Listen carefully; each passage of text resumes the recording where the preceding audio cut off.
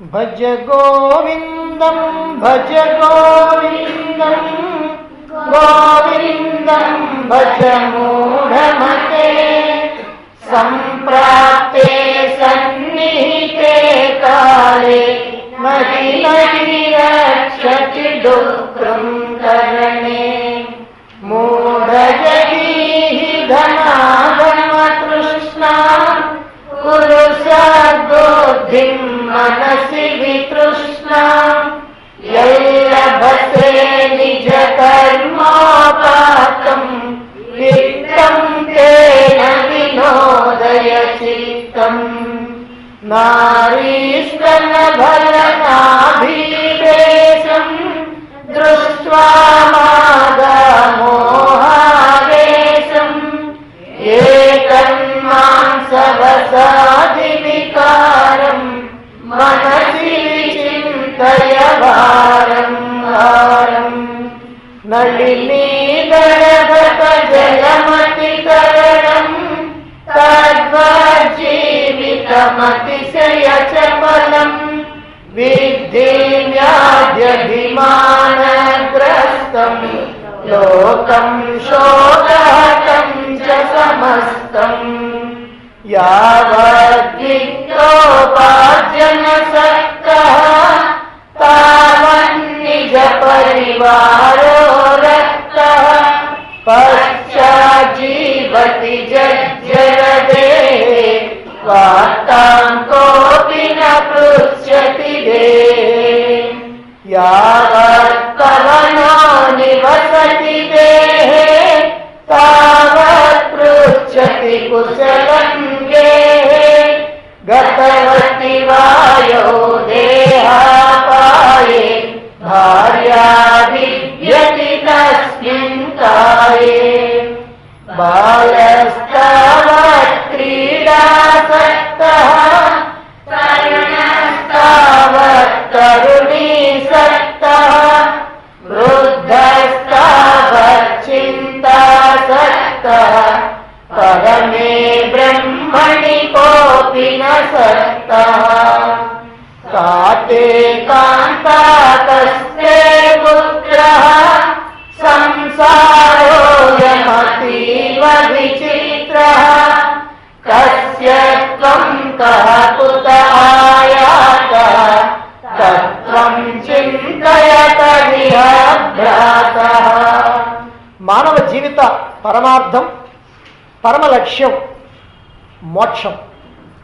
ఈ మోక్ష మార్గంలో ప్రయాణించాలంటే అందులో ప్రధానంగా రెండు ఆటంకాలు వస్తూ ఉంటాయి. ఆ రెండు ఆటంకాలని కూడా ఎలా అధిగమించాలనో ముందుగానే శంకరాచార్యుల వారు ఈ రెండు శ్లోకాల్లో తెలియజేయటం జరిగింది. ప్రాపంచికమైనటువంటి విషయ వ్యామోహాల నుంచి, వస్తువుల నుంచి, సుఖాలు భోగాల నుంచి ఎలా వైరాగ్యాన్ని సాధించాలో వాటిని కూడా తెలుసుకొని ఏమి విచారణ చేయాలో మనం నిన్నటి శ్లోకంలో చెప్పుకున్నాం. 8వ శ్లోకంలో ఈ లోకంలో మానవులందరూ కూడా నా భార్య, నా బిడ్డ, నా ఇల్లు, నా వాకిలి, నా కూతురు, నా అల్లుడు, నా మనవడు, నా ఆస్తి అని అంటూ ఈ సంసార బంధనాల్లో చిక్కుకుపోతూ ఉన్నాడు. ఇలా చిక్కుకుపోయినటువంటి మానవుడు దారి తెన్ను కానక ఎటు వెళ్ళాలో తెలియక ఇందులోనే అలా అలా తిరుగుతూ ఉన్నాడు. సుడిగుండంలో పడ్డటువంటి మానవుడిలాగా, లేకపోతే తేనెలో చిక్కినటువంటి ఈగలాగా అలా దారి తెన్ను తెలియక అందులోనే తిరిగి తిరిగి తిరిగి అందులోనే హతమైపోతా ఉన్నాడు, అలమటించిపోతా ఉన్నాడు. తీవ్రమైనటువంటి మమకారంతో అనేకమైనటువంటి దుఃఖాలకి, బాధలకి ఆలవాలమవుతున్నటువంటి ఈ స్థితిలో మరి ఈ మానవుడు ఏం చెయ్యాలి అని అంటే, ఈ రకరకాలైనటువంటి వ్యామోహాల్లో చిక్కుని వచ్చినటువంటి పనేమిటో మర్చిపోయి మరి ఏదో వ్యవహారాల్లో మునిగిపోతున్నటువంటి ఈ మానవుడు చేయవలసినటువంటి పని ఏమిటో శంకరాచార్యుల వారు ఎంతో ఆదరంతో, ఎంతో అభిమానంతో, ఎంతో వాత్సల్యంతో, ఎంతో ప్రేమతో, ఓ సోదరా ఇదిగో ఈ విచారణ చేయి, నీ భార్య ఎవరు, నీ బిడ్డ ఎవరు, వీటిని గురించినటువంటి లోతైన విచారణ చేయి. వీటిని విచారించేటప్పుడు రాగద్వేషాలు అనేటువంటి రంగుటద్దాల్లో నుంచి చూడబాకు. ఈ రాగద్వేషాలు అనేటువంటి రంగుటద్దాల్లో నుంచి చూసినప్పుడు నీలో రాగం కనుకుంటేనేమో అంతా నీకు ప్రేమగా ఇష్టంగా కనపడతా ఉంటాయి. ద్వేషం అనేటువంటి అర్థంలో నుంచి చూస్తేనేమో అంతా అసహ్యంగా పనికిరానటువంటి వాళ్ళుగా కనపడతా ఉంటారు. కనుక ఈ రాగద్వేషాలు అనేటువంటి రంగుటద్దాల్లో నుంచి చూడకుండా యథార్థమైనటువంటి తత్వం ఏమిటో విచారణ చేయి.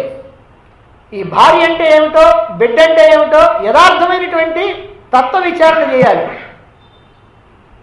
ఈ సంసారం అతి విచిత్రమైనటువంటిది. ఎందుకనంటే ఎంతో ప్రేమని మమకారాన్ని చూపిస్తూ నావారు నావారు నావారు అనుకుంటూ వాళ్ళతో పెనవేసుకొని పోతావు. నా బిడ్డలు అనుకుంటూ వాళ్ళ కోసం నీ నోటి దగ్గర ఉన్నటువంటిది కూడా తీసి వాళ్ళకి పెట్టి ఆనందిస్తూ ఉంటావు. ఇలా ఉన్నటువంటి నీవు చిట్టు చివరికి వాళ్ళ వల్లనే అనేకమైనటువంటి దుఃఖాలు పాలవుతూ ఉంటావు. అలాగని తెలుసు, అలా తెలిసి కూడా మళ్ళీ వాళ్ళతోటి ఇలాగనే ప్రవర్తిస్తూ ఉంటావు, ఇలాగనే వ్యవహరిస్తూ ఉంటావు. ఇదే అతి విచిత్రం. ఈ సంసారం అతి విచిత్రం అని చెప్పటం. ఈ ప్రపంచంలో ఎందరినో ఇలా బాధలు పడేటువంటి వాళ్ళని చూస్తూనే ఉంటాం, వాళ్ళకి సలహాలు ఇస్తూనే ఉంటాం. కానీ మన దగ్గరికి వచ్చినప్పటికి మాత్రం మళ్ళీ మనం ఆ వ్యవహారాల్లోనే పడిపోతూ ఉంటాం. ఇక మనం కూడా ఇతరుల యొక్క సలహాలు పొందాల్సి వస్తుందన్నమాట. కాబట్టి ఈ రకమైనటువంటి పద్ధతిలో కనుక నువ్వు నడుచుకున్నట్లయితే నువ్వు ఏనాటికి కూడా పరమాత్మని చేరుకోలేవు. కాబట్టి ఇదిగో నీ భార్య ఎవరో, నీ పుత్రుడెవరో, వీటన్నిటికీ సంబంధించినటువంటి యథార్థమైనటువంటి తత్వాన్ని విచారణ చేయి. ఇదేనా జీవితం? వీళ్ళందరినీ పోషించడం, వీళ్ళ కోసం సంపాదించడం, వీళ్ళ కోసం ఖర్చు పెట్టడం, వాళ్ళని ఆనందపరచడం, చివరికి వాళ్ళ చేత తన్నులు తింటాం, ఇదేనా జీవితం? ఇందుకోసమేనా ఈ లోకంలోకి మనం వచ్చింది? కాదు, కానే కాదు. కాబట్టి ఎందుకు వచ్చామో ఈ లోకానికి నువ్వు తెలుసుకోవాలి. అలా తెలుసుకోవాలంటే నిజమైనటువంటి విచారణ సాగాలి. ఏమని సాగాలి? అసలు నేను ఎవరిని, నేను దేనికి సంబంధించినటువంటి వాడిని, లేదా ఎవరికి సంబంధించినటువంటి వాడిని, నేను ఎక్కడి నుంచి ఇదిగో ఇక్కడికి వచ్చి పడ్డాను, మళ్ళీ నేను చేరుకోవాల్సినటువంటి స్థానం ఏమిటి? ఇది నువ్వు విచారణ చేయాల్సినటువంటి విషయం. నిజంగా నేను ఎవరిని అని కనుక ప్రశ్న వేస్తే, నేను ఈ శరీరమా, ఈ మనస్సా, ఈ బుద్ధ, ఇది కనుక మనం జాగ్రత్తగా ఆలోచిస్తే ఇవేమీ నేను కాదు, వీటిని ఉపయోగించుకునేటువంటి జీవుడిని నేను అని అర్థమవుతుంది. మరి జీవుడైనటువంటి నేను ఎవరికి చెందినటువంటి వాడిని? అంతటా ఉన్నటువంటి పరమాత్మకి చెందినటువంటి వాడిని. మరి ఎక్కడి నుంచి వచ్చాను నేను? ఎక్కడి నుంచి వచ్చానంటే ఆ పరమాత్మ నుండే వచ్చాను. అయితే అజ్ఞానం చేత పరమాత్మ నుండి విడిపోయినట్టుగా నేను భావించుకుంటూ నేను పరమాత్మ కంటే వేరుగా ఇలా భ్రమపడుతూ ఉన్నాను. మరి ఇలా పరమాత్మ నుంచి జారిపడినటువంటి నేను ఇక్కడ అనేకమైనటువంటి దుఃఖాలని, బాధల్ని, భయాల్ని, అలజడుల్ని, ఆందోళనల్ని పొందుతున్నాను కదా. మరి వీటన్నింటినీ కూడా పోగొట్టుకోవాలంటే ఏం చేయాలి? తిరిగి మళ్ళీ నీ స్థానానికి చేరాలి, తిరిగి మళ్ళీ ఆ పరమాత్మ స్థానాన్ని చేరాలి. ఎక్కడి నుంచి నువ్వు జారిపడ్డావో మళ్ళీ అక్కడికి వెళ్ళి ఆ పరమాత్మతో ఐక్యమైతేనే నీకు శాశ్వతమైనటువంటి సుఖము, ఆనందము లభిస్తూ ఉంటాయి. కాబట్టి మన యొక్క ప్రయాణం పరమాత్మ దగ్గరికి. అందుకోసమే నిజంగా మనం ఈ మానవ జీవితాన్ని, మానవ జన్మని తీసుకొని ఈ లోకంలోకి వచ్చాము. కనుక మనం అనేకమైనటువంటి జన్మలెత్తాలి ఈ ప్రయాణంలో. ప్రయాణం అంటే చాలా తేలిగ్గా ఏదో ఇక్కడి నుంచి గుంటూరు, విజయవాడ పోయినట్టుగా పోయేది కాదు. ఇది అనేకమైనటువంటి జన్మల ప్రయాణం. ఈ అనేకమైనటువంటి జన్మల్లో అనేకమైనటువంటి విషయ వస్తువులు, భోగాలు, అనేక మంది వ్యక్తులు తటస్థపడుతూ ఉంటారు. ఎన్నో రకాలైనటువంటి ఆకర్షణలు మనకు కనపడతా ఉంటాయి. కొన్నిటి మీద రాగం, కొన్నిటి మీద ద్వేషం, ఇలా అనేకమైనటువంటి వాటితో మనం సుఖాలు దుఃఖాలు పొందుతూ ఉంటాం. అయితే వీటన్నిటిలో మునిగిపోయి ఈ దుఃఖాలనేమో తొలగించుకోవాలనుకుంటూ ఈ సుఖాలనేమో రప్పించుకోవాలనుకుంటూ దీనికోసమే మనం కనుక ప్రయత్నం చేస్తూ ఈ జన్మంతా కూడా దానికే కనుక వెచ్చించినట్లయితే నీ జన్మ వృధా అయిపోయినట్టు. అలా కాకుండా వచ్చినటువంటి సుఖాలని దుఃఖాలని అనుభవిస్తూ, ఎందుకంటే అవి ప్రారంభం ప్రకారం మనం ఇంతకుముందు చేసుకున్నటువంటి కర్మల కారణంగా వస్తున్నాయి కనుక ఆ ప్రారంభం ప్రకారం వాటిని మనం అనుభవిస్తూ మన యొక్క ప్రయాణాన్ని మనం మర్చిపోకుండా ఆ పరమాత్మ దగ్గరికి మనం చేసేటువంటి ఈ ప్రయాణమే మన యొక్క జీవిత పరమలక్ష్యం అనేటువంటి విషయాన్ని గుర్తుపెట్టుకొని ఆ ప్రయాణాన్ని మనం సాగిస్తూ ఉండాలి. అంతే తప్ప ఇక్కడ ఉన్నటువంటి వస్తువులకో విషయాలకో భోగాలకో వ్యక్తులకో మనం అతుక్కుపోకూడదు. ఇలా మనం ముందుకు ప్రయాణం సాగించాలి. మెట్టు మెట్టు కూడా మనం పైకెక్కుతూ ఉండాలి. ఎలా ఆ ఉన్నత స్థానాన్ని ఎలా అందుకుంటామో, ఆ ప్రయాణం ఎలా చేయాలనో, మరి ఇవన్నీ కూడా కాస్త కష్టమైనటువంటివి కనుక చాలా తేలికైనటువంటి పద్ధతిలో శంకరాచార్యుల వారు ఇప్పుడు రాబోయేటువంటి శ్లోకంలో మనకి 4 మెట్లుగా ఇది అద్భుతమైనటువంటి ఒక మార్గాన్ని, పరమాత్మ దగ్గరికి వెళ్ళి ఆ పరమాత్మతో ఐక్యం కావటానికి కావాల్సినటువంటి ఒక మార్గాన్ని, ఒక మెట్ల మార్గాన్ని మనకు అందిస్తూ ఉన్నారు. అది ఏమిటో ఇప్పుడు 9వ శ్లోకంలో చూడండి. సత్సంగత్వే నిస్సంగత్వం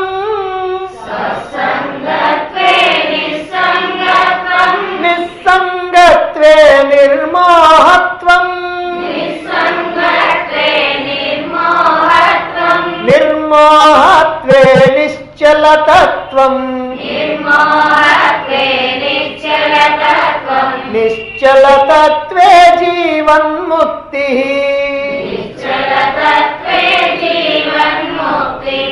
సత్సంగత్వే నిస్సంగత్వం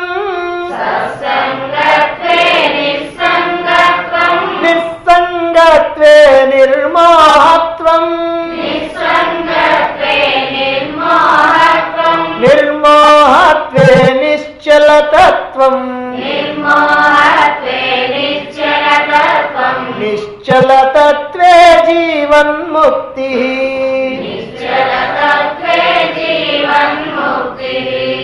సత్సంగత్వే నిస్సంగత్వం. సత్సంగత్వే సత్పురుషులతో సాంగత్యం చేయటం వల్ల నీలో నిస్సంగత్వం ఏర్పడుద్ది. నిస్సంగత్వం అని అంటే సంగత్వానికి వ్యతిరేకం నిస్సంగత్వం. సంగత్వం అంటే అటాచ్మెంట్. అటాచ్మెంట్ అంటే ఇదిగో నావాడు, నా వస్తువు, నా ఇల్లు, నా భార్య, నా బిడ్డ అని దానికి కాస్త అతుక్కొని ఎప్పుడైనా ఏమైనా దానికి ఏదైనా జరిగితే దానివల్ల నువ్వు బాధలు పడుతూ ఉంటావు ఈ సంఘభావం వల్ల. అంతేకాకుండా ఎప్పుడైతే ఈ సంఘభావం నీకుందో నీ ప్రయాణాన్ని నువ్వు మర్చిపోతావు. కనుక నీకు నిస్సంగత్వం కావాలి. అంటే ఈ వస్తువుల పట్ల, విషయాల పట్ల, వ్యక్తుల పట్ల, భోగాల పట్ల, అన్నింటి పట్ల కూడా నీకు నిస్సంగ భావం, అటాచ్మెంట్ లేకుండా పోవాలి. ఆ అటాచ్మెంట్ లేకుండా పోవటానికి నీకున్నటువంటి ఏకైక మార్గం ఏమిటంటే సత్సంగత్వం, సత్పురుషులతో సాంగత్యం, సద్గ్రంథాలతో సాంగత్యం, సద్గురువులతో సాంగత్యం, భక్తులతో సాంగత్యం. ఇలా ఎవరైతే ఉన్నారో సత్ అంటే మంచి, అంటే మంచి వాటితో నువ్వు కనుక సంఘభావాన్ని కనుక కలిగినట్లయితే, సత్ అంటే పరమాత్మ అని ఒక అర్థం ఉంది. అంటే పరమాత్మ సంబంధమైనటువంటి విషయాలతో నువ్వు కనుక ఎల్లప్పుడూ కూడా ఈ సంఘభావం కనుక పెట్టుకున్నట్లయితే నీకేమవుతుందంటే ఈ పరమాత్మకి వ్యతిరేకమైనటువంటి ప్రపంచ విషయాలతో నిస్సంగ భావం ఏర్పడింది.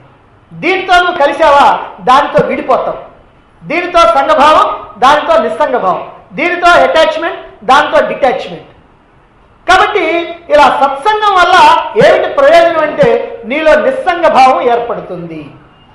మరి నిస్సంగ భావం ఏర్పడితే నిస్సంగత్వే నిర్మోహత్వం.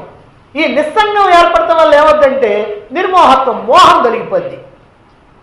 ఏమిటి మోహం తొలగిపోవడం అంటే? నిస్సంగం అని అంటేనేమో వస్తువుల పట్ల, విషయాల పట్ల, భోగాల పట్ల, వ్యక్తుల పట్ల అటాచ్మెంట్ లేకుండా పోవడం. అంటే అవి నావి, అది నా లేకపోతే నేను బ్రతకలేను అనేటువంటి భావం లేకుండా దాంతో అలా డిటాచ్మెంట్ ఏర్పడుద్ది. అంటే అది ఉన్నా సరే లేకపోయినా సరే, ఉంటే అనుభవిస్తా లేకపోతే దుఃఖపడేటువంటి పని లేదు అనేటువంటి భావంతో నువ్వు గనక ఉన్నట్లయితే అలాంటి భావన కారణంగా, ఆ నిస్సంగత్వం కారణంగా నిర్మోహత్వం అంటే మోహం బద్ది. మోహం అంటే ఏమిటంటే ఈ వస్తువు వల్లనే నేను సుఖపడగలను, ఈ వ్యక్తి వల్లనే నేను సుఖపడగలను, ఈ ప్రపంచం వల్లనే నేను ఆనందించగలను అని ఇక్కడ ఉన్నటువంటి వస్తువులు, విషయాలు, భోగాలు ఏవైతే ఉన్నాయో ఇవన్నీ కూడా అనిత్యమైనటువంటివి అయినప్పటికీ కూడా నీ భ్రమ చేత, నీ మోహం చేత ఇవన్నీ నిత్యమైనవి అనుకొని అదిగో వాటితో నేను ఆనందించగలను అని అనుకోవటమే నీ భ్రమ. ఈ ప్రపంచంలో దేని వల్ల కూడా నీకు శాశ్వతమైనటువంటి ఆనందం రాదు. కానీ నాకు ఆనందం వస్తుంది అని నువ్వు అనుకోవటం ఉండే దాన్ని భ్రమ అన్నారు, దాన్నే మోహము అన్నారు, దాన్నే భ్రాంతి అన్నారు. అదిగో అటువంటి నిర్మోహత్వం ఏర్పడింది నిస్సంగత్వం వల్ల. నిర్మోహత్వే మరి అటువంటి నిర్మోహత్వం అంటే ఆ మోహం కనుక తొలగిపోయిందనుకో అప్పుడేమవుతుంది? నిశ్చలతత్వం, నిశ్చలమైనటువంటి మనస్సు. అంటే ఇప్పుడు మనస్సు ఏమవుతుందంటే పరుగులు తీస్తూ ఉంటుంది. ఎప్పుడైతే మనం ఒక వస్తువు వల్ల సుఖాన్ని పొందగలుగుతామని అనుకుంటామో ఆ వస్తువును తెచ్చుకోవడం కోసం పరుగులు తీస్తూ ఉంటాం. ఆ వస్తువు దొరకచ్చు, దొరకపోవచ్చు, నీకు అందొచ్చు, అందకపోవచ్చు, నువ్వు అందుకోబోయేటప్పటికి ఇంకో వచ్చి దాన్ని కొట్టేయచ్చు. ఇలాంటి సందర్భంలో ఏమవుతుందంటే నీకు నిరాశ కలుగుద్ది, కోపం వస్తుంటుంది, బాధ కలుగుతుంటుంది, అసహ్యం వేస్తుంటుంది, నీ మీద నీకే అసంతృప్తి కలుగుతుంటుంది, అసమర్థుడని భావిస్తూ ఉంటావు. ఇలా రకరకాలైనటువంటి బాధలు కూడా దానివల్ల వస్తూ ఉంటాయి. అంటే నీ మనస్సు నిలకడ ఉండదు. అలా కాకుండా ఎప్పుడైతే ఈ లోకంలో ఉన్నటువంటి వస్తువులు ఏవి కూడా నా సుఖానికి, సంతోషానికి, ఆనందానికి పనికొచ్చేవి కాదు, కానీ ఇవన్నీ కూడా తాత్కాలికంగా నాకు సుఖాన్ని ఇస్తే ఇవ్వచ్చు, వీటి కోసం నేను ప్రయత్నం చేయను, అది నా చేతికి వస్తే అనుభవిస్తాను, ఆనందిస్తాను, రాకపోతే మెదలకుండా ఊరుకుంటా. ఇలా కనుక నువ్వు ఉన్నావు అనుకో, ఇప్పుడు నీ మనసులో ఇక ఆందోళన ఎందుకు ఉంటుంది? అది కావాలనుకున్నప్పుడు, నువ్వు రావాలనుకున్నప్పుడు ఆందోళన. దానికి సంబంధించి ఇక నీకు ఏ ఆలోచన లేకపోతే, దాన్ని తెచ్చుకోవాలనో, పుచ్చుకోవాలనో, ఆనందించాలనో లేకపోతే ఇక నీకు ఆరాటం ఎందుకు ఉంటుంది? ఏ ఆరాటం ఉండదు. ఈ మనస్సులో ఏ ఆరాటం లేకపోతే మనస్సు నిశ్చలంగా ఉంటుంది. నిశ్చలం అంటే కదలకుండా ఉండటం అన్నమాట. కాబట్టి ఇలా నిశ్చలమైనటువంటి తత్వం ఏర్పడటానికి అదిగో ఆ నిర్మోహత్వం ఉపయోగపడుతుంది. సరే, నిశ్చల తత్వం ఏర్పడితే నిశ్చలతత్వే జీవన్ముక్తి. నిశ్చలతత్వే జీవన్ముక్తి అంటే నిశ్చలమైనటువంటి మనస్సు ఏదైతే ఉందో అది జీవన్ముక్తి. ఇక్కడ నిశ్చలమైనటువంటి మనస్సు అంటే అప్పుడప్పుడు ఏదో కారణం చేత టక్కని నిశ్చలం కావటం కాదు, ఎల్లప్పుడూ నిశ్చలమై ఉండటం. నిశ్చలము అని అంటే అస్సలు చలించకుండా ఉండటం, ఇక దేని మీదకి పోకుండా ఉండటం. అలా ఎప్పుడు ఉంటుంది? ఈ మనస్సు మనస్సుగా కాకుండా ఆత్మగా మారినప్పుడు ఉంటుంది. ఎప్పుడైతే మనస్సు ఆత్మగా మారిందో దాన్ని ఏమంటారంటే జీవన్ముక్తి అంటారు. అంటే అటువంటి వాడు ముక్తుడే. అంటే ఈ శ్లోకం ద్వారా జీవన్ముక్తిని పొందటానికి, ముక్తిని పొందటానికి, మోక్షాన్ని పొందటానికి ఏది తెలిసినా తెలియకపోయినా అదిగో నువ్వు మొట్టమొదటి ఏ మెట్టు మీద కాలు వేయాలి అని అంటే సత్సంగత్వం. కాబట్టి సత్సంగం వల్లనే నేను ముక్తిని పొందగలను అనేటువంటి ఒక భావం నీలో దృఢంగా కనుక ఏర్పడినట్లయితే ఆ సత్సంగం మీద నీకు విపరీతమైనటువంటి ప్రేమ ఏర్పడుతుంది, అభిమానం ఏర్పడుతుంది, దాన్ని విడిచిపెట్టి ఉండలేనటువంటి స్థితి వస్తుంది. ఎప్పుడైతే నీ మనస్సులో అలాంటి భావన కలిగిందో, ఓ ఈ సత్సంగాన్నే ఉంది, ఓ ఎక్కడికి పోతాం, ఎప్పుడో చూసుకున్నాం, చివరిలో మనం ఎక్కడికి పోతాం, ఇంకా 4 ఏళ్ళు ఆగిన తర్వాత చూసుకున్నాం, ఇలాంటి భావన కాకుండా ఈ సత్సంగం అనేటువంటిది నా సర్వస్వం అనేటువంటి భావన ఎప్పుడైతే ఏర్పడిందో దాన్ని ఎప్పుడైతే నువ్వు విడిచిపెట్టకుండా ఉంటావో దానివల్లనే చివరికి నీకు జీవన్ముక్తి కలుగుతుంది. ఇలా ఒక్కొక్క స్టెప్ దాటి వచ్చి అని ఈ శ్లోకంలో మనకి తెలియజేస్తూ ఉన్నారు. ఇంతవరకు మనం చెప్పుకున్నటువంటి శ్లోకాలని బట్టి మనకు విషయం అర్థమవుతుంది. ప్రపంచంలో మనం బ్రతకటానికి సంపాదించడం, కూడబెట్టడం, ఖర్చు పెట్టడం, భోగాలు అనుభవించడం ఇవి మాత్రమే జీవిత పరమార్థం కాదు. ఇవి మాత్రమే జీవితము కాదు. ఇవి ఉంటే మాత్రమే మన జీవితం, జన్మ సార్థకమైనట్లు కాదు. ఇవి జీవితంలో కొద్ది ఫలితం కోసం, అంటే ఈ దేహం నిలబడటం కోసం, పోషింపబడటం కోసం ఇవన్నీ కొద్ది అవసరాలు అన్నమాట. అంతే తప్ప ఇది నీ జీవిత సర్వస్వం కూడా ఇదే కాదు. ఇలా అన్నింటి మీద అనురాగాన్ని, మమకారాన్ని పెంచుకొని మోహభ్రాంతిలో మునిగిపోయి మన శక్తిని అంతా కూడా ఈ అల్పమైనటువంటి విషయాల కొరకు, అంటే ఈ సంపాదన కోసం, మరి ఖర్చు పెట్టుకోవటం కోసం, వస్తువులు తెచ్చుకోవటం కోసం, భోగాలు అనుభవించడం కోసం, ఇవన్నీ కూడా అల్పమైనటువంటి విషయాలు. ఈ అల్పమైనటువంటి విషయాల కోసమే నీ జీవితాన్ని కనుక నువ్వు ఖర్చు చేసుకున్నావా, నీ శక్తిని అంతా కూడా ఈ అల్పమైనటువంటి విషయాల్లోనే ఖర్చు పెట్టుకున్నావా, మనం ఈ మృత్యుముఖం నుంచి తప్పుకోవటం అనేటువంటిది అసాధ్యం. అంటే అమృతత్వాన్ని, జీవన్ముక్తిని మనం అందుకోవటం అనేటువంటిది కుదిరే పని కాదు. అయితే ఏమిటి భ్రమ? అసలు భ్రమ అంటే ఏమిటి? అసలు భ్రాంతి అంటే ఏమిటి? అసలు మోహం అంటే ఏమిటి? మానవుడు ఈ ప్రపంచంలో జీవిస్తున్నంత కాలం సుఖాలు, భోగాలు, ఆనందం ఇవన్నీ కూడా కావాలనుకుంటాడు. అందరికన్నా చాలా చక్కగా, హాయిగా, కష్టపడకుండా జీవించాలని అనుకుంటాడు. అందుకోసం ఈ ప్రపంచంలో కనిపించేటువంటి అనేకమైనటువంటి విషయ వస్తువుల్ని, భోగ వస్తువుల్ని తనకు కావాలి అని అనుకుంటాడు. వాటి ద్వారా సుఖపడాలి అని అనుకుంటాడు. ఆ వస్తువుల ద్వారా ఆనందము, సుఖము నాకు లభిస్తుంది అని అనుకుంటాడు. ఇలా వస్తువుల ద్వారా, విషయాల ద్వారా, భోగాల ద్వారా నాకు ఆనందం వస్తుంది అని అనుకోవటమే భ్రమ. అదే మోహం.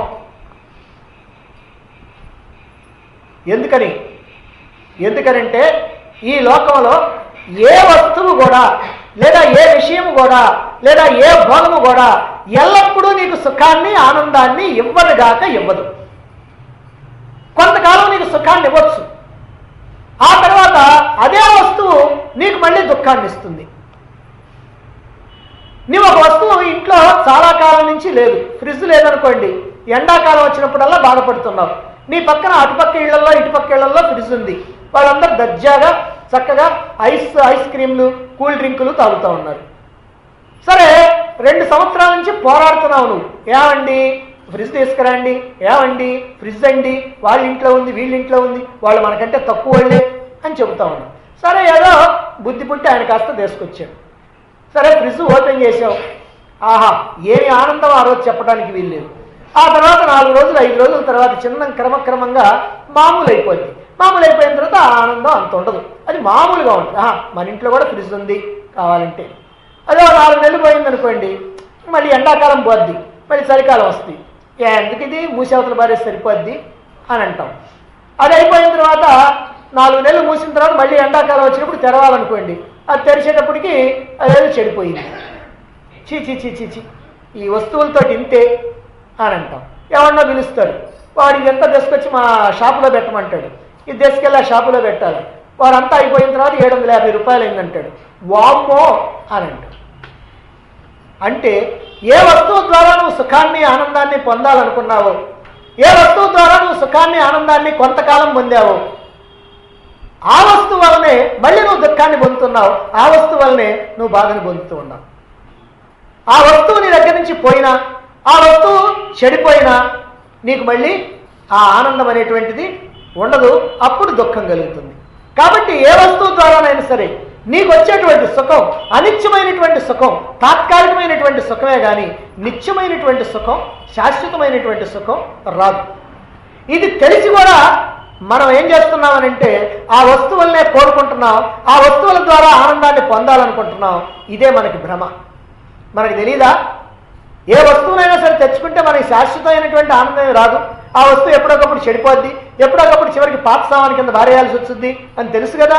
తెలిసినప్పటికీ ఆ వస్తువుని తెచ్చుకుంటా ఉన్నాం. అంటే తాత్కాలికమైనటువంటి సుఖం వచ్చినా చాలని, అది తాత్కాలికమైనటువంటి సుఖం వస్తుందని తెలిసి కూడా దీనివల్ల ఇది కనుక లేకపోతే నేను బ్రతకలేను, ఇది కనుకుంటే నాకు హాయిగా ఉంటుంది అని భ్రమించడం అంటే అదే భ్రమ, అదే ఈ భ్రాంతి. ఈ భ్రమలో ఉన్నటువంటి వాడు ఏం చేస్తాడు? ప్రపంచంలో ఉన్నటువంటి వస్తువుల్ని, విషయాల్ని తనకు కావాలనుకుంటాడు, వాటిని గురించి ఆలోచిస్తూ ఉంటాడు, వాటిని గురించి వివరాలు సేకరిస్తూ ఉంటాడు, కష్టపడి వాటిని సంపాదించుకుంటూ ఉంటాడు, సంపాదించినటువంటి దాన్ని జాగ్రత్తగా దాచుకుంటూ ఉంటాడు, దానిని పోకుండా జాగ్రత్త పడతా ఉంటాడు, రిపేర్ రాకుండా కూడా జాగ్రత్త పడతా ఉంటాడు. అది కనుక ఒకవేళ రిపేర్ కనుక వస్తే అప్పుడు పాపం అయ్యో అని బాధపడతాడు. ఒకవేళ ఆ వస్తువు కనుక పోతే కురింగిపోతాడు. ఈ ప్రకారంగా వస్తువుల మీద, విషయాల మీద మనం పెట్టుకున్నటువంటి అటాచ్మెంట్, ఈ సంఘభావం ఏదైతే ఉందో ఇదంతా కూడా మన యొక్క మోహం కారణంగానే. అంటే మనం దీనివల్ల సుఖాన్ని పొందగలుగుతాము అనేటువంటి మోహం కారణంగా దాని మీద మనం అటాచ్మెంట్ పెట్టుకుంటున్నాం. అందువల్ల ఈ విషయాల యొక్క వస్తువుల యొక్క వ్యామోహంలో పడిపోతూ ఉన్నాం అన్నమాట. మరి ఈ వ్యామోహం నుంచి, ఈ భ్రాంతి నుంచి, ఈ భ్రమ నుంచి మన యొక్క మనస్సుని మనం వెనక్కి మళ్ళించాలి. అలా మళ్ళించినప్పుడే మనం పరమాత్మ వైపుకు తిరగగలుగుతాం. ఇక్కడ ఈ ఆకర్షణలు ఏవైతే ఉన్నాయో ఈ ఆకర్షణల్లో మనం ఏం చేయాలంటే ప్రతిపక్ష భావన కలిగి ఉండాలి, దోష దృష్టితో చూస్తూ ఉండాలి. అదే ఇంతకుముందు శ్లోకాల్లో చెప్పింది. ఇక్కడ ఉన్నటువంటి ప్రతి వస్తువు కూడా నీకు ఆనందాన్ని ఇస్తుంది అనుకున్నటువంటి ప్రతి వస్తువులో కూడా ఏదో దోషం ఉంది, ఏదో లోపం ఉంది. కాబట్టి ఇప్పుడు ఆ దోషాన్ని చూడు, దోష దృష్టితో చూడు. దీన్నే మనం ప్రతిపక్ష భావన అని కూడా చెప్పుకున్నాం. ఎప్పుడైతే ఇలా ప్రతిపక్ష భావన కలిగిందో, ఈ దోష దృష్టితో చూశావో, ఈ లౌకికమైనటువంటి ఈ విషయ వస్తువుల యొక్క వ్యామోహంలో నుంచి నువ్వు బయటపడిపోతావు. ఇలా కనుక నువ్వు బయటపడిపోయావా, నీ యొక్క శక్తి ఖర్చు కాకుండా కూడబెట్టబడుతుంది. ఆ కూడబెట్టినటువంటి శక్తిని పరమాత్మ యొక్క అన్వేషణలో, పరమాత్మని తెలుసుకోవటంలో నీకు ఉపయోగపడుతుంది.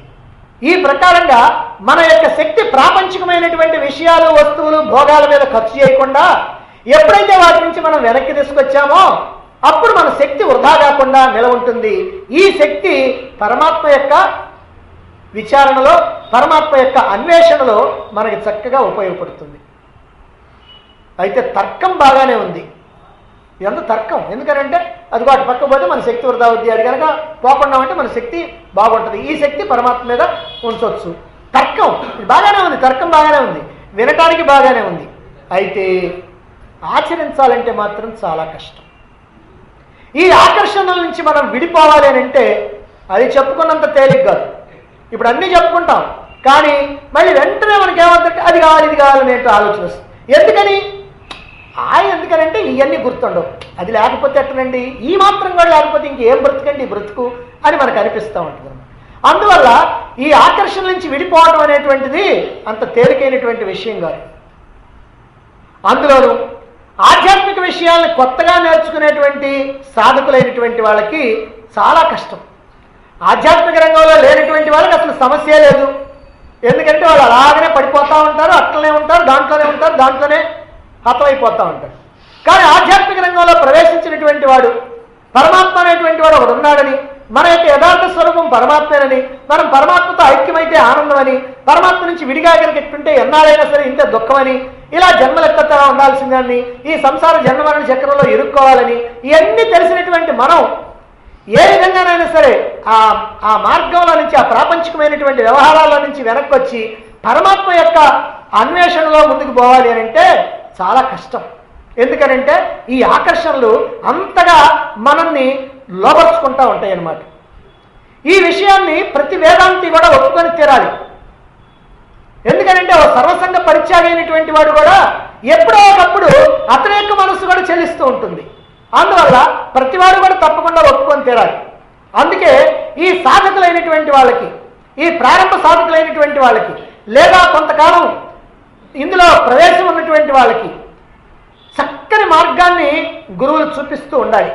అందుకే ఆచార్య శంకర్లు సాధకులైనటువంటి వాళ్ళకి ఓ చక్కని నిచ్చెన మెట్ల వంటి మార్గాన్ని మనకిక్కడ ఈ శ్లోకం ద్వారా ప్రసాదిస్తూ ఉన్నారు. ఈ ప్రకారం సాధకులు ఒక్కొక్క మెట్టు ఎక్కి ఆ ఉన్నతమైనటువంటి స్థానాన్ని, ఆ పరమాత్మ స్థానాన్ని అందుకోవచ్చు. వేదాంతాన్ని ఎంత వింటున్నా, ఎంత తెలుసుకుంటున్నా మన జీవితంలో మన యొక్క మనస్సుకి వికారం కలిగించేటువంటి అనేకమైనటువంటి వస్తువులు మన కంటికి కనిపిస్తూ ఉంటాయి. మన మనస్సులో ఉన్నటువంటి భావాలకు అనుగుణంగా ఆ వస్తువుల మీద మనకి మోహం కలుగుద్ది, వ్యామోహం కలుగుద్ది. ఆ వస్తువులు మనకు కావాలని అనిపిస్తూ ఉంటుంది. ఇలా ఎన్నో మనం చూస్తూ ఉంటాం. వీటన్నింటిలో కామినీ కాంచనాలు, వీటన్నిటి మధ్య మనం జీవిస్తూ ఉంటాం. మరి ఎంత వేదాంతం విన్నా రూపాయి దగ్గరికి వచ్చినప్పటికి మాత్రం అంత వేదాంతం అంతా కూడా ఎగిరిపోద్ది. మన చుట్టూ మరులు కలిపేటువంటి వస్తువులు ఉన్నాయి. నిరంతరం ఆ వస్తువుల యొక్క మాయాజాలం నుంచి, ఈ ఆకర్షణల నుంచి మనల్ని మనం రక్షించుకోవటం చాలా కష్టమైపోతుంది. దీంట్లో ఏ సందేహం లేదు. ఇంత కష్టమైనటువంటి విషయాన్ని సాధించటానికి ఎలాగా అనేటువంటి ఒక ఉపాయాన్ని సూచించడం జరిగింది ఇక్కడ. అదే సత్సంగత్వం అని. సత్ అంటే మంచి మామూలు అర్థం, లోతైన అర్థం పరమాత్మ. కాబట్టి మంచితో స్నేహం, పరమాత్మతో స్నేహం. అంటే ఇక్కడ పరమాత్మతో స్నేహం అంటే మంచి వ్యక్తులతో స్నేహమని, సద్గురువులతో స్నేహమని, సత్పురుషులతో స్నేహమని, సదాచార సంపన్నులతో స్నేహమని, భగవంతుని యొక్క భక్తులతో స్నేహమని, జ్ఞానులతో స్నేహమని, మంచి గ్రంథాలతో స్నేహమని అర్థం చేసుకోవాలి. లోపల నుంచి పెళ్ళుమికేటువంటి ఉద్రేకాలని అణుచుకోవటానికి ప్రతిపక్ష భావన అవసరం. లోపల నుంచి వచ్చేటువంటి ఆలోచనలు అణుచుకోవడానికి ప్రతిపక్ష భావన, అందులో ఉన్నటువంటి దోషాలను చూడటం అవసరం. కానీ బయట నుంచి వచ్చేటువంటి ఈ లౌకిక వస్తువులు, ఈ లౌకికమైనటువంటి విషయాలు, ఈ లౌకికమైనటువంటి భోగాలు, వాటి నుంచి వస్తున్నటువంటి ప్రేరణలు ఏవైతే ఉన్నాయో అదిగో వాటి నుంచి మనం ఎట్లా విడుదల పొందుతాం? వాటి నుంచి కనుక మనల్ని మనం రక్షించుకోవాలంటే మన చుట్టూ ఒక కోట కట్టుకోవాలి. ఓ బ్రహ్మాండమైనటువంటి కోటను మనం తయారు చేసుకోవాలి. శత్రువులు మనల్ని ఏమీ చేయలేకుండా ఉండటానికి కోటలో దాగి ఉంటారు రాజులు పూర్వకాలంలో. అలా కోట కట్టుకుంటారు అనమాట. శత్రువులు ఎవరు కూడా లోపలికి రావడానికి వీలు లేకుండా కోటను జాగ్రత్తగా రక్షించుకుంటూ అలా శత్రు దుర్భేద్యమైనటువంటి కోటలు నిర్మించుకుంటూ ఉంటారు. అదే ప్రకారంగా ఇప్పుడు మనకు కూడా ఎంతో మంది శత్రువులు ఉన్నారు బయట. ఏమిటి శత్రువులు అంటే మనుషులే కాదు, వస్తువులు, విషయాలు, భోగాలు, సుఖాలు, ఇవన్నీ కూడా మనకి శత్రువులు అనమాట. అంటే మనల్ని కాస్త వాళ్ళ యొక్క వలలోకి లాగేస్తూ ఉంటాయి. ఆ శత్రువుల నుంచి మనం రక్షించుకోవాలంటే మనం కూడా ఒక కోట కట్టుకోవాలి, కోట నిర్మించుకోవాలి. ఏమిటా కోట అంటే సత్సాంగత్యం. ఇది కోట. దీని గురించి జాగ్రత్తగా ఆలోచిస్తే దీని యొక్క ప్రభావం ఏమిటో మనకు అర్థమవుతుంది. దీని మీద మనకి ఎటువంటి భావన ఉండాలో కూడా మనకు అర్థమవుతుంది. సత్సంగం అని అంటే సత్పదార్థాన్ని అన్వేషించేటువంటి సాధకులతో, సత్పదార్థాన్ని అన్వేషించేటువంటి సాధకులతో సహవాసం చేస్తూ ఉండాలి. అంటే మంచి వారితో స్నేహం చేస్తూ ఉండాలి. అంటే నిజమైనటువంటి భక్తులతో స్నేహం చేస్తూ ఉండాలి, సాధు పురుషులతో స్నేహం చేస్తూ ఉండాలి, జ్ఞానులతో స్నేహం చేస్తూ ఉండాలి, ఆధ్యాత్మిక జ్ఞానాన్ని బోధించేటువంటి సద్గురువులతో స్నేహం చేస్తూ ఉండాలి. ఇటువంటి వాళ్ళతో సాంగత్యం చేయడమే సత్సాంగత్యం అనంటే. అయితే ఈ విషయంలో పొరబడి ఒకవేళ దొంగ సాధువులతోటి, దొంగ భక్తులతోటి, దొంగ జ్ఞానులతోటి మనం కనుక స్నేహం చేశామా మనకున్నటువంటి కాస్త జ్ఞానం కూడా ఎందుకు పనికి రాకుండా పోతుంది. అందువల్ల ఏం చేయాలి అని అంటే ప్రధానంగా గుర్తుంచుకోవాలి, పరమేశ్వరుని యొక్క భక్తులతో, పరమేశ్వరుని అన్వేషించే సాధకులతో, పరమాత్మ యొక్క జ్ఞానాన్ని బోధించేటువంటి సద్గురువులతో, వీళ్ళతో స్నేహం చేయాలి. అయితే స్నేహం చేయటం అంటే ఏమిటండి? భుజాల మీద చేతులేసి ఏమైనా కాఫీ హోటల్కి పోవటమా? అది కాదు స్నేహం అంటే.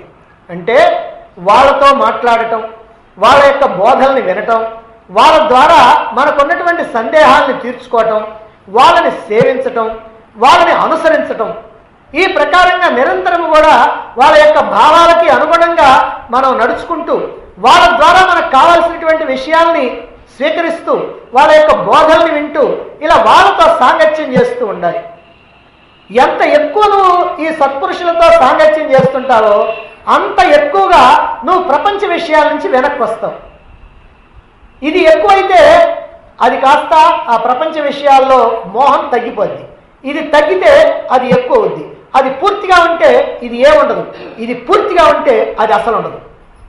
అంటే సత్సాంగత్యం అనేటువంటిది పూర్తిగా నీకు గనక ఉన్నట్లయితే, పూర్తిగా నువ్వు సత్పురుషుల సాంగత్యంలో కనుక ఉన్నట్లయితే ఇక ప్రపంచ విషయాలు నేనేమీ చేయలేవు. ఎందుకనంటే ఇదే నీ చుట్టూ ఉన్నటువంటి కోట గోడ. ఇక దీన్ని దాటి రావడానికి వీలు లేదనమాట. అందువల్ల ఇలా మహాత్ములైనటువంటి పురుషులతో ఈ సాంగత్యం చేయాలి. అందువల్ల నీలో ఒక గొప్ప శక్తి వస్తుంది, గొప్ప శక్తి ఉద్భవిస్తుంది. ఈ సత్సాంగత్యం వల్ల గొప్ప శక్తి ఉద్భవిస్తుంది. అంటే ఏమిటండి శక్తి ఉద్భవించటం? ఇదేదో మామూలుగా చెప్పినటువంటి మాట అనుకుంటాం, కాదు.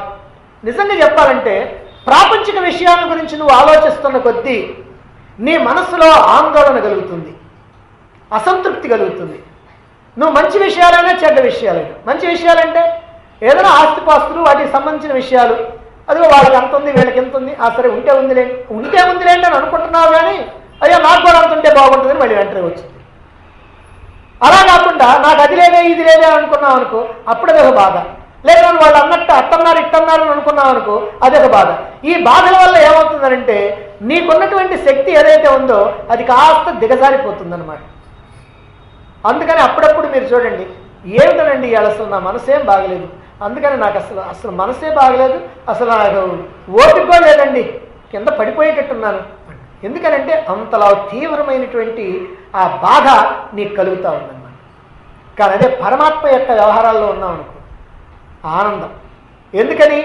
పరమాత్మకు సంబంధించినటువంటి విషయాలు తెలుసుకుంటుంటే ఆనందం, అందులో కొత్త విషయాలు తెలుసుకుంటే ఇంకా ఆనందం, తెలిసినటువంటి విషయాలు ఇతరులతో చెబుతుంటే ఆనందం, ఇతరులు నీ మాటలు కనుక వింటూ వాళ్ళు కూడా అవును నిజమే అని కనుక ఆ భావనతో వాళ్ళు కూడా కొంచెం మారితే ఇంకా ఆనందం.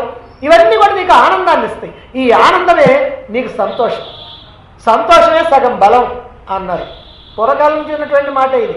మనకి దుఃఖం కలిగిందంటే బలహీనత, మనకి సంతోషం కలిగిందంటే బలం.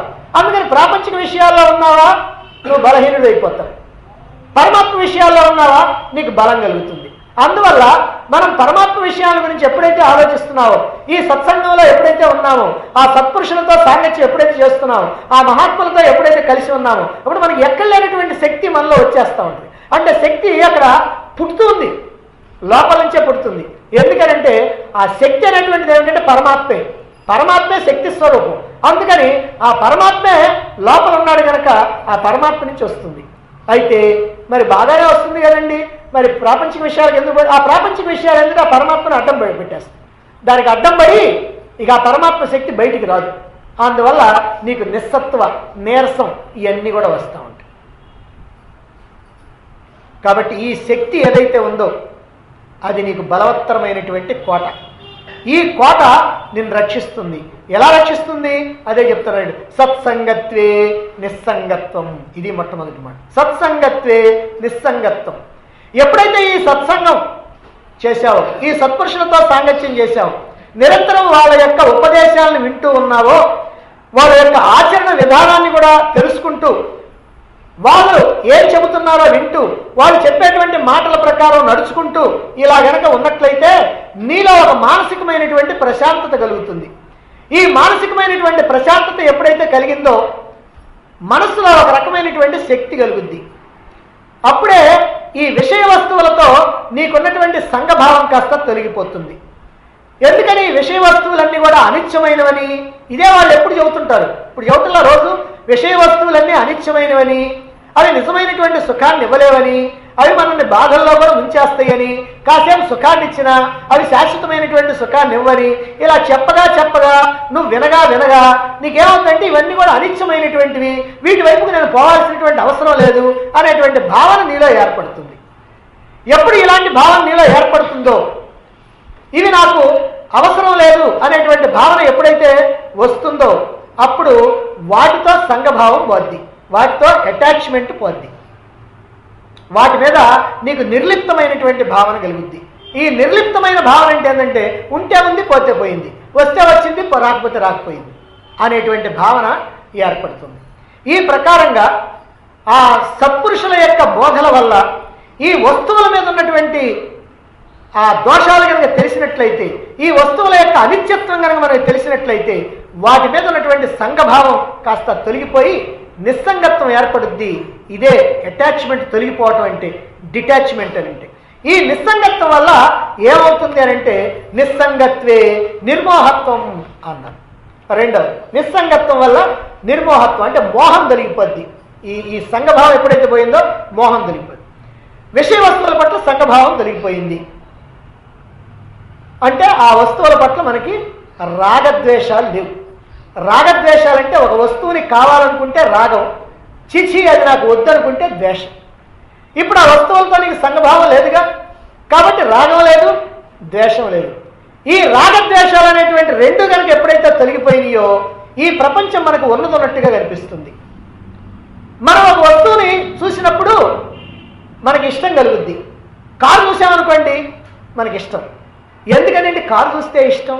ఎందుకు ఇష్టం అని అంటే కారు మనకు లేదు గనక, కారు ఉంటే మహా దర్జా గనక, కారు ఉంటే చాలా గొప్పగా ఉంటుంది గనక ఆ కారును చూసినప్పుడు మనకు కావాలనిపిస్తుంది. అసలు వాటి మీద నీకు అటాచ్మెంట్ లేదనుకో, అసలు వాటి గురించినటువంటి ఆలోచనే లేదనుకో, మరి అప్పుడు చూస్తున్నప్పటికి కూడా నీకేమీ అనిపించదు. అంటే ఈ కారు కావాలని కానీ దీనివల్ల నేను సుఖపడాలని కానీ అలా అనిపించదు. అందుకనే నిస్సంగత్వే నిర్మోహత్వం అన్నారు. అంటే ఒక వస్తువును చూసినప్పుడు మనకి రాగమో ద్వేషమో ఉన్నప్పుడు అది నాకు కావాలని, రాగం అన్నప్పుడు కావాలని, ద్వేషం ఉన్నప్పుడు నాకు వద్దని మనం అనుకుంటాం. అసలు రాగద్వేషాలు కనుక లేకపోతే కావాలని అనుకోము, వద్దని అనుకోము. ఒకవేళ ప్రారంభం ప్రకారం వచ్చిందా రాని, రాలేదా రాకపోని, వచ్చింది పోయిందా పోని, ఏదైనా సరే మనల్ని ఏమీ చేయలేదు. కాబట్టి ఈ ప్రకారంగా ఎప్పుడైతే ఉంటావో నీకు మోహం అనేటువంటిది తొలగిపోయినట్టు గుర్తు. ఈ నిస్సంగత్వం వల్ల నిర్మోహత్వం వస్తుందంటే మోహం తొలగిపోద్ది. ఎందుకనంటే ముందుగానే మనకు కనుక ఒక అభిప్రాయం కనుక ఉన్నట్లయితే, ఇది నాకు కావాలి అనేటువంటి అభిప్రాయం కనుక ఉన్నట్లయితే అప్పుడు మనకి దానికోసం ఆలోచన చేస్తాం. అసలు ఆ అభిప్రాయమే కనుక లేకపోతే ఇక అట్లాంటి ఆలోచనే లేదు. అందువల్ల ఈ రాగద్వేషాలు లేకుండా ఉన్నటువంటి వస్తువుల్ని ఉన్నట్టుగా యథాతథంగా మనకు కనిపిస్తూ ఉంటాయి. అందువల్ల అవి మనల్ని మోహంలో పడేయలేవు, అవి శాశ్వత ఆనందాన్ని ఇవ్వగలుగుతాయి అనేటువంటి భ్రమ మనకు అసలు కలగనే కలగదు. ఇప్పుడు ప్రాపంచికమైనటువంటి వస్తువుల కోసం, ప్రాపంచికమైనటువంటి విషయాల కోసం, భోగాల కోసం పరుగులు తీయాలనేటువంటి ఆలోచన మనకుంది. ఎందుకనంటే వాటి వల్ల నాకు సుఖం వస్తుందని. ఎప్పుడైతే వాటి మీద నీకు మోహం తొలగిపోయిందో ఇక వాటి కోసం పరుగులు తీయాలనేటువంటి ఆలోచన ఇక నీకు ఉండదు. ఈ రకంగా నీకు గనక మోహం కనుక తొలగిపోయినట్లయితే అప్పుడేమిటి ప్రయోజనం? నిర్మోహత్వే నిశ్చలతత్వం. ఈ ప్రపంచంలోని వస్తువుల యొక్క యథార్థతత్వం కనుక తెలిస్తే, వీటి యొక్క మాయాజాలం నుంచి, వీటి యొక్క మోహజాలం నుంచి నువ్వు గనక విముక్తుడైపోతే అప్పుడు నువ్వు చూస్తున్నటువంటి ప్రపంచానికి ఆధారభూతుడైనటువంటి వాడు, ఈ ప్రపంచానికి నిజమైనటువంటి ఆధారంగా ఉన్నటువంటి దివ్యమైనటువంటి చైతన్యం, సర్వవ్యాపకమైనటువంటి చైతన్యం.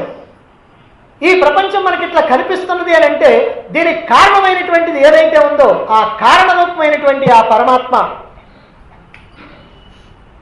దాన్ని గురించినటువంటి ఆలోచన మనకు వస్తూ ఉంటుంది. అంటే ఇప్పుడు బాహ్యమైనటువంటి విషయాలు, పైకి కనిపించేటువంటి విషయాల్ని మనం ఎప్పుడైతే త్రోసివేయగలిగామో అప్పుడు దీనికి ఆధారభూతమైనటువంటి మన కంటికి కనిపించినటువంటి ఆ పరమాత్మను గురించినటువంటి ఆలోచన వస్తుంది. ఎప్పుడైతే పరమాత్మ మీద మనకు ఆలోచన వచ్చిందో ఆ పరమాత్మ యొక్క తత్వాన్ని గురించి తెలుసుకోవాలని అనుకుంటాం, విచారణ చేయాలని అనుకుంటాం. ఆ పరమాత్మ గురించి తెలుసుకోవాలి అని అంటే అటు శాస్త్ర గ్రంథాలన్నా ఆశ్రయించాలా, లేకపోతే ఆ శాస్త్రం తెలిసినటువంటి మహాత్ముల్ని, గురువులనైనా సరే ఆశ్రయించాలి.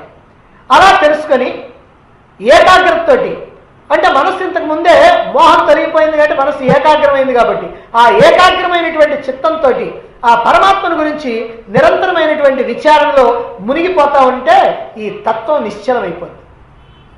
అంటే ఈ మనస్సు అటు ఇటు పరిగెత్తుంది. ప్రపంచంలో అంటే అనేక వస్తువులు ఉన్నాయి కాబట్టి ప్రపంచంలోకి ఈ మనస్సు అనేక విధాలుగా పోద్ది. కానీ పరమాత్మ ఒక్కడే కనుక ఒక్క చోటే ఉంటుంది మనస్సు, ఆ పరమాత్మ మీదనే ఉంటుంది. అందుకని ఇక్కడ ఏకాగ్రం ఉంది. ఈ ఏకాగ్రమైన తర్వాత ఈ మనస్సు నిలిచిపోవాలా, నిశ్చలమైపోవాలా. ఈ మనస్సు నిశ్చలమైనప్పుడు, ఏకాగ్రమై మనస్సు నిశ్చలమైనప్పుడు ఇప్పుడు ధ్యానిస్తే ఆ ధ్యానం చక్కగా కుదురుద్ది. అంటే మన మనస్సు ప్రశాంతంగా ఉన్నప్పుడు అన్ని సాధనలు చక్కగా కుదురుతాయి. మనస్సు కనుక అశాంతితో ఉన్నప్పుడు ఏది కూడా కుదరదు. అశాంతితో ఉండటానికి కారణం ప్రాపంచికమైనటువంటి వ్యవహారాలే.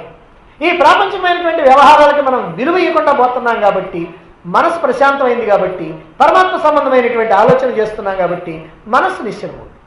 మరి మనసు నిశ్చలమైతే ఏమవుతుందండి? నిశ్చలతత్వే జీవన్ముక్తి అన్నారు.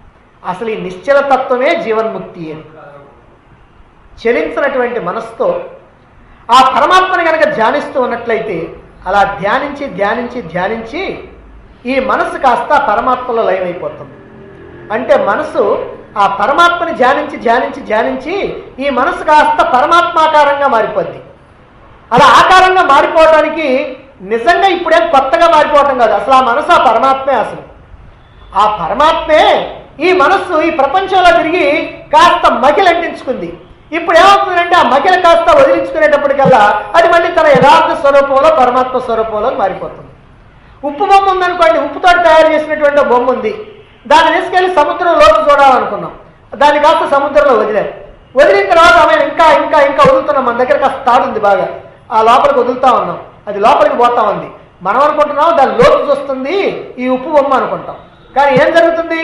ఆ ఉప్పు బొమ్మ కాస్త కరిగి కరిగి కరిగి సముద్రాకారంగా మారిపోయింది. నువ్వు కనుక తీస్తే నీ దారం ఒక్కటే వచ్చింది, ఇక బొమ్మ రాదు. ఏమైంది మరి ఉప్పు బొమ్మ? అది సముద్రంతో తయారైందే, సముద్రపు నీటితో తయారైనటువంటిదే ఆ బొమ్మ. మళ్ళీ ఏమైందా? సముద్రంలో కలిసింది. అలానే పరమాత్మతో తయారైందే మన మనస్సు. ఈ పరమాత్మతో తయారైనటువంటి మనస్సు పరమాత్మ యొక్క లోతు తెలుసుకోవడం కోసం దిగింది. పరమాత్మ విచారణ చేస్తుంది. ఆ విచారణ చేయడానికి దిగి దిగి దిగి దిగి ఆ చేస్తూ చేస్తూ చేస్తూ ఏమవుతుందంటే కరిగిపోయి ఆ పరమాత్మగానే మారిపోయింది. ఇలా పరమాత్మగా మారింది అని అంటే దాన్నే జీవన్ముక్త స్థితి అన్నారు. అంటే జీవించి ఉండగానే ముక్తుడైనటువంటి స్థితి అన్నమాట. దాన్నే పరమాత్మ దర్శనం అన్నారు, పరమాత్మ సాక్షాత్కారం అని అన్నారు. అంటే ఏదో ఒక వస్తువును చూసినట్టుగా సాక్షాత్కారం కాదు ఇది. అంటే ఇది అదిగా మారిపోవటం, తానుగా అయిపోవటం, ఆ పరమాత్మగా మారిపోవటం. ఇంతవరకే నేను జీవుణ్ణి అని అనుకున్నావు, ఇప్పుడే ఆ జీవుణ్ణి అనుకునేటువంటి మనసు కాస్త మాయమైపోయింది, అక్కడ పరమాత్మ ఉన్నాడు, అందుకని నేను పరమాత్మని అనేటువంటి అనుభవం కలిగింది. ఈ అనుభవం కలగటమే జీవన్ముక్తి. ఇలా మోక్షం అనేటువంటి ఆ చివరి మెట్టు, ఈ జీవన్ముక్తి అనేటువంటి చివరి మెట్టుని కనుక మనం అందుకోవాలంటే మనం ఎక్కడ కాలు పెట్టాలి? మొట్టమొదటి మెట్టు ఏమిటంటే సత్సంగత్వం. కాబట్టి సత్సంగం అనేటువంటి మెట్టు మీద కనుక కాలు పెడితే మనం జీవన్ముక్తి అనేటువంటి చివరి మెట్టును కూడా ఎక్కగలుగుతాము. మన తెలివంతా ఆ మొదటి మెట్టు మీద కాలు పెట్టడంలోనే ఉంది. ఇప్పుడు కొత్తగా పెద్ద బిల్డింగ్లోకి పోయారనుకోండి, నేను ఎప్పుడు చూడాలి ఆ బిల్డింగు, ఆ మేడ మీదకి పోవాలి, మేడ మీద పోవాలి, ఎక్కడ మెట్లు కనపడుతుందా? ఆ గద్దిరిగి ఈ గద్దిరిగి ఈ గద్దిరిగి ఆ గద్దిరిగి చివరికి వాళ్ళని అడిగితే ఏమో నాకు తెలియదు, నేను ఇప్పుడే వచ్చానంటారు. అన్నీ ఏదో ఇటొక్క గది అటొక్క గది ఇటొక్క గది ఉంది, ఏ గది చూసామో ఏ గది చూడలేదో తెలియటల్లా. అత్త కట్టారు ఆ బిల్డింగు. సరే చివరికి ఎవరో తెలిసినటువంటి వాళ్ళు వచ్చారు, ఇదిగోనండి ఆ గదిలో ఉందని అంటారు. ఇప్పుడు అక్కడికి పోయి మనం మొదటి మెట్టు మీద కనుక కాలు పెట్టామంటే ఖచ్చితంగా ఇది మనం ఏం ఎతకక్కర్లా, అలా అలా పోతాం. కళ్ళున్నాడే కాదు, గుడ్డోడైనా సరే నువ్వు కనుక తీసుకెళ్ళి మొదటి మెట్టు మీద నిలబెట్టండి, ఏం చేస్తాడు? తడువుకుంటా అయినా సరే చివరి మెట్టుకు వస్తాడు. అదే ప్రకారం ఇక్కడ కూడా సత్సంగం అనేటువంటి మెట్టు మీద ఎవరైతే కాలు పెట్టారో అటువంటి వాళ్ళు ఇక్కడ గుడ్డివాళ్ళు కాదు, గుడ్డివాళ్ళని చెప్పక్కర్లేదు. ఇక్కడ అంటే నువ్వు ఎంత ప్రయత్నం చేసినా, ఎక్కువ ప్రయత్నం చేసినా తక్కువ ప్రయత్నం చేసినా మొత్తం మీద చివరికి నువ్వు ముందుగానో ఆలస్యంగానో త్వరగానో ఆలస్యంగానో నువ్వు ఎక్కడికి చేస్తావు? ఆ జీవన్ముక్తి అనేటువంటి మెట్టు మీదకి వచ్చేస్తావు. ఇది సత్సంగం యొక్క గొప్పతనం. ఈ సత్సంగం అనేటువంటి మొదటి మెట్టు మీద కాలు పెట్టడంలోనే ఉంది మన తెలివంతా కూడా. కాబట్టి ఇది ఎలా అండి, ఇంత ముక్తిని సాధించడం ఎట్లా అవుద్ది, ఈ జీవితంలో సాధించడం కుదురుద్దా అనేటువంటి సందేహానికి తావు లేకుండా, వామో ఇంత వైరాగ్యం కావాలంటున్నారు, ఇన్ని ఆటంకాలు ఉన్నాయంటున్నారు, ఇంతకాలం పట్టుద్ది అంటున్నారు, పరమాత్మని గురించి తెలుసుకోవాలంటున్నారు, ఇవన్నీ నాబోటోడికి ఎట్లా సాధ్యం అవుతుందండి అని అనుకోవాల్సినటువంటి పని లేకుండా ఈ ఆలోచనలన్నీ నువ్వు పక్కన పెట్టేసి ముందు నువ్వు సత్సంగంలో ప్రవేశించు, సత్పురుషుల సాంగత్యం చేయి, అంతే. నువ్వు కనుక అది చేయటం కనుక మొదలు పెట్టావా అది నువ్వు మొదటి మెట్టు మీద కాలు పెట్టినట్టు ఉంది. ఆ మెట్టు మీద కాలు పెడితే ఆ తర్వాత ఎవరో ఒకరు నిన్ను పైకి నెట్టేస్తారు, లేకపోతే నువ్వే పైకి వెళుతూ ఉంటావు. నీకు కావాల్సినటువంటి సహాయం అందుతుంది, అన్ని రకాలుగా నువ్వే తెలుసుకుంటావు. అలా ఒక్క మెట్టు ఎక్కి చివరి జీవన్ముక్తి అనేటువంటి మెట్టుని నువ్వు చేరుకుంటావు.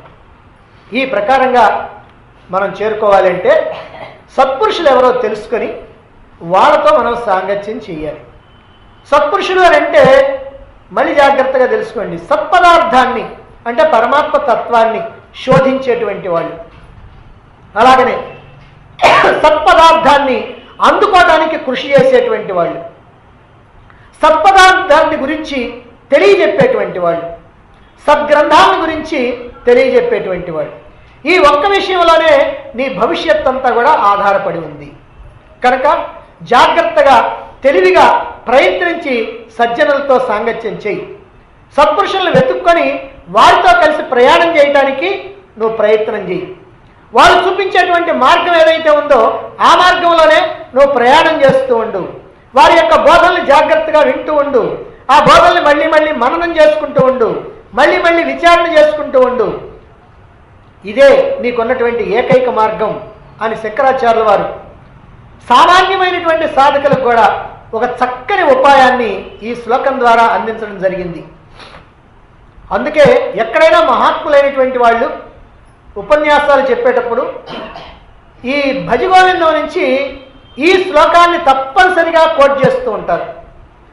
నిజంగా ఉన్నటువంటి 31 శ్లోకాల్లో కూడా అత్యంత ప్రధానమైనటువంటి శ్లోకం ఇది. దీని తర్వాత చెప్పుకునేటువంటి శ్లోకాలు తర్వాత శిష్యులు 2-3 శ్లోకాలు చెప్పారు, అవి మళ్ళీ తర్వాత వస్తాయి. అయితే చాలా ప్రధానమైనటువంటి శ్లోకం ఇది. మరి ఇక్కడ ఉన్నతమైనటువంటి స్థానాన్ని, ఆ పరమాత్మ స్థానాన్ని అధిరోహించడానికి చెప్పినటువంటి నిచ్చెన లాంటిదే కిందకి దిగడానికి కూడా ఒక నిచ్చెన ఉంది. అది భగవద్గీతలో చెప్పారు. భగవద్గీతలో మనకి 2వ అధ్యాయంలో 2 శ్లోకాలు ఉన్నాయి, క్యాలెండర్ శ్లోకాలు అని చెప్పబడినటువంటి అధ్యాయం. ధ్యాయతో విషయాన్ పుంసః సంగస్తేషూపజాయతే సంగాత్ సంజాయతే కామః కామాత్ క్రోధోభిజాయతే క్రోధాత్ భవతి సమ్మోహః సమ్మోహ స్మృతి విభ్రమః స్మృతి భ్రంశాత్ బుద్ధినాశాత్ ప్రణశ్యతి.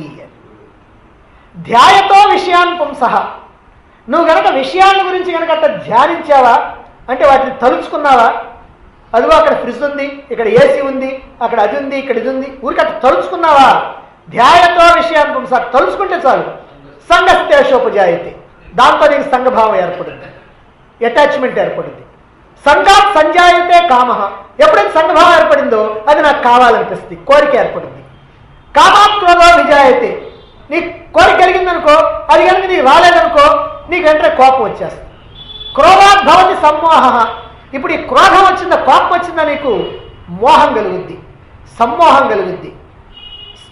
సమ్మోహ స్మృతి విభ్రమ, ఈ మోహం మనకు కలిగితే ఏమవుద్ది, కోపం వచ్చినప్పుడు ఏమవుతుందంటే మన యొక్క ఆకారం కూడా మారిపోద్ది.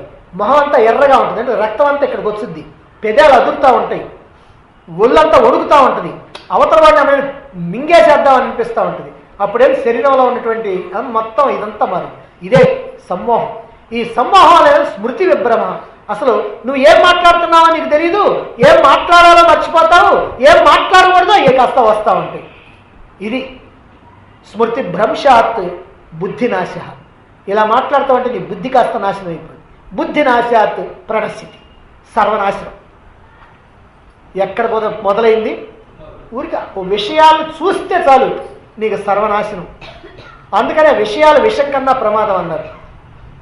విషం అయితే జేబులో పెట్టుకొని తిరిగినా ఏం పర్వాలా, ఆ బాటిల్ ఆమె జేబులో వేసుకొని ఆమె ఊరంతా తిరగచ్చు, మనకి ఏ ప్రమాదం రాదు. విషం తాగితేనే ప్రమాదం, కానీ విషయాలున్నాయి చూస్తే చాలు ప్రమాదం. చూస్తేనే కాదు, ఎవరు చేతి విన్నారనుకో అప్పుడు ప్రమాదమే. మా ఇంట్లో అండి ఒక వస్తువు తెచ్చాం అని అన్నారు అనుకోండి, అంతే చెవులో పడ్డది, దాంతో ప్రమాదం. అందుకని విషయాల గురించినటువంటి ధ్యానం, విషయాల గురించినటువంటి ఆలోచన చేస్తే సర్వనాశనం అవుతుంది అని, అదిగో ఒక్కొక్క మెట్టు కిందకి దిగి పతనమైపోయేటువంటి విషయాన్ని మనకి భగవద్గీతలో చెప్తే, ఒక్కొక్క మెట్టు పైకి ఎక్కేటువంటి విషయాన్ని ఇదిగో ఇక్కడ భజగోవిందంలో చెప్పారు. ఇదే విధంగా సత్సంగం. కాబట్టి సత్సంగం వల్లనేమో నువ్వు ముక్తిని పొందుతావు, విషయ చింతన వల్లనేమో సర్వనాశనం అయిపోతావు. అంటే ఏమిటి, సత్సంగం వల్లనే విషయ చింతన నీకు పోద్ది. కాబట్టి విషయ చింతనగానే నీకు పోయిందనంటే నువ్వు కాస్త ఆ పరమాత్మ స్థానాన్ని అందుకొని ఉంటావు. కాబట్టి ఈ రకంగా మనం ఒక్కొక్క మెట్టు ఎక్కి ఆ పరమాత్మని అందుకోవచ్చు అని తెలియజేయటం కోసమే ఇదిగో ఈ శ్లోకం ప్రధానమైనటువంటి శ్లోకాన్ని చెప్పడం జరిగింది. దీన్ని బట్టి మానవుడు వదలాల్సిందేమో లౌకిక విషయాల పట్ల ఆసక్తిని, నడవాల్సిందేమో సత్సంగం వైపుగా, పొందాల్సిందేమో ఆత్మజ్ఞానాన్ని. అయితే మరి ఈ ఆత్మజ్ఞానం ఎందుకో ఈ విషయాన్ని మన తర్వాత శ్లోకంలో చెప్పబోతా ఉన్నారు, మనం రేపు చెప్పుకుందాం.